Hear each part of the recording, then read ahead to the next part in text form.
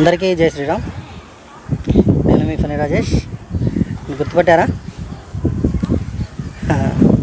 యాక్చువల్గా ఏంటంటే మన తిరుపతి మొక్కు కరోనాకి ఒక 10 రోజుల ముందు. అయితే తిరుపతి ఇప్పటికి కూడా వెళ్ళడానికి అవ్వలేదు కాబట్టి సింహాచలంలో పూర్తి చేసుకొని వచ్చాం. ఓకే, ఇక నన్ను ఇలా చూసిన తర్వాత కూడా ఏంటంటే క్రైస్తవాలకి ఏంటంటే మిషనరీస్ ఏజెంట్ అంట. నేను చాలామంది మన హిందూ గ్రూపులో మాట్లాడుతున్నారు. సరే, వాళ్ళ గురించి అని చెప్పి ఒకసారి లైవ్ పెడదాం. ముందే జస్ట్ ఫొటోస్ సో దీన్ని బట్టి అయినా సరే నేను మిషనరీస్ ఏజెంట్ ఇంకా కట్ట హిందూ. సో ఇది అర్థం చేసుకుంటారని చెప్పేసి చిన్న లైవ్. అయితే ఇక్కడ నుంచి మన లైవ్స్ అన్నీ కూడా వస్తూనే ఉంటాయి. ఓకే,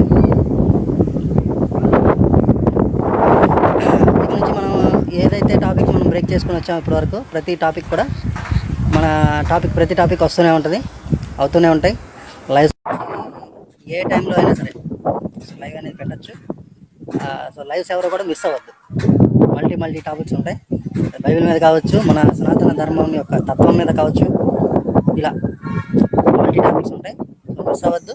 ఎవరికైనా ఏదైనా ఉంది, మీకు డౌట్ ఉంది అంటే కనుక ఖచ్చితంగా అడగచ్చు, క్లియర్ చేస్తాము. అలాగే కొంతమంది వేరే విధాలు పాపం వాళ్ళు ఫోన్ చేసుకొని వచ్చి బుక్ అయిపోతున్నారు అనమాట. సరే, వాళ్ళకంటే వేసే రౌండ్ వేస్తూనే ఉంటాం. కాకపోతే ఏంటంటే ముందు మన వాళ్ళకి డౌట్స్ ఉన్నాయి అనమాట మన మీద,